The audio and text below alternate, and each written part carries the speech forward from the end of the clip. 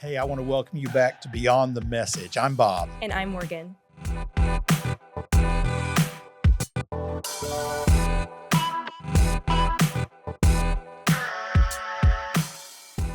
So this week I have Morgan with me. Morgan works on our central team. So Morgan, just kind of tell everybody a little bit what you do here at Battle Creek Church. Yeah, absolutely. So I am the social media coordinator here. So if you've seen anything online on YouTube, Facebook, Instagram, I have probably had my hand in it in some way. So yeah. And I think she would say, when you see it, like it, share it, and Absolutely. put a comment also. Please comment. We love seeing how you feel about our posts. So tell us. Exactly. So, well, this week we're looking at Mark chapter 5, and really it's three main stories in there. You've got the demoniac, you've got Jairus, and then the woman with the issue of blood. And there's so many things there. When I was trying to think about what I wanted to share today in reading through this, it was like, man, I don't even know where to start. Yeah. And so as I was reading through the story, I kind of saw something a little different that I hadn't seen before, or at least I hadn't seen this specific. But when they're talking about the man who was demon possessed, there were four things that were brought out about him. It said that the people tried to shackle him. They chained him up, but he kept breaking the chains, that he lived in the caves or the tombs, that he wandered around like a wild animal, and that he was always trying to hurt or cut himself. And as I was thinking about that, it said the people tried to shackle him. Yep. And over my years in ministry, whether I was dealing with myself as a Christian and trying to learn how to control myself so I wouldn't commit certain sins or do things wrong, or leading other people, I started asking, how often have I tried to shackle myself or others with the chains of religion? Yeah. You know, if I just prayed more or studied my Bible more or went to church more, I'd be a better Christian. I could do a better job. And really, that's what people were trying to do. They were trying to control him instead of lead him to a relationship with Jesus. Is what you really see later on in the text is he meets Jesus, and obviously Jesus casts the demon out of him.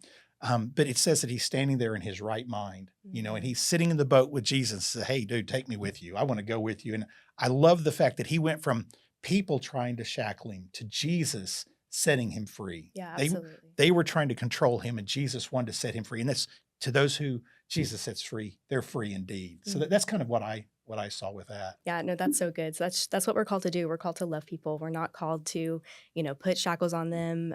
We're just called to share the love of Jesus. Absolutely. And to be that advocate for them. So Yep. that's so good.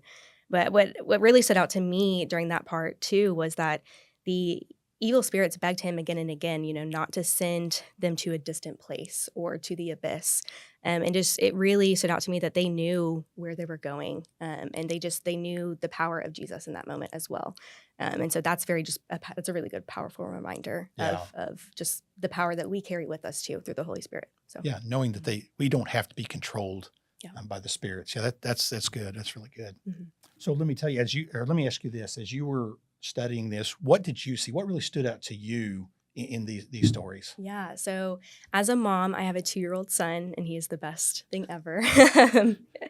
As a mom, really the story of Jairus stood out the most to me. So I think it does for a lot of parents, but just the part where he is, reaching out, or he's talking to Jesus, and, the woman kind of interrupts them, and, she's asking for help, asking for healing, and Jesus stops. And I think in that moment, I immediately thought and resonated with him. I would have gone through a bajillion different scenarios of, why aren't you helping me right now? Yeah. My his daughter was in help. I'd be thinking my son's in help. Jesus, I need you. And there's been so many times in my life, I also struggle with anxiety too, where I've been like, God, I need you. God, I need you. And he's been there. He's been in these tiny little details that I haven't noticed.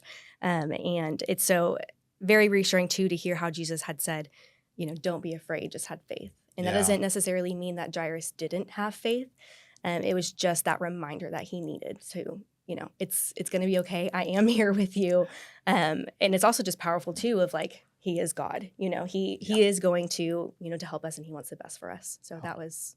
Absolutely. Yeah, that's really good. I have a 20-year-old, and I still have the same thing.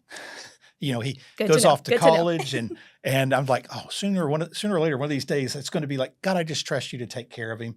But every morning I leave to come to work, and he's usually leaving for school just before me or just after me. And as I'm backing out of the driveway, I look at his car and say, God, please give him a safe trip there, protect him at college, protect him on his way there, protect him with the people he's meeting. And it is learning to rest. I had a church member text me just yesterday that their little baby they'd gone to the hospital and he has RSV and he's just barely a year old. And immediately my heart was just, aching for them and just started praying. And I replied, I said, hey, listen. And I was talking to the dad and I said, hey, listen, just pray, Jesus, I trust you. I want to trust you. Just help me to rest in you. But also ask him to help you really be with mom, because I think it's harder for a mom than a dad. Dads are like, they're just a little sick. Rub dirt on it. It'll be okay. It'll be fine. Yeah. Yeah. And so I think you're right. I think Jairus not being anxious and not saying anything is a good lesson for us to learn, to not be so anxious as what's happening and just trust God and say, hey, I know you're here.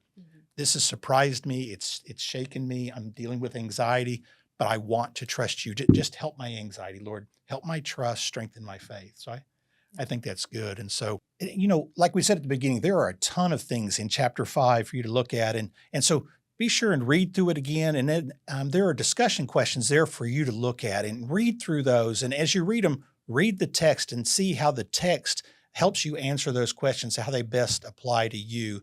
And then I also want to remind you, next week, we're going to be looking at chapter 6. So be sure and read through a little bit of chapter 6 each day. You can use the app.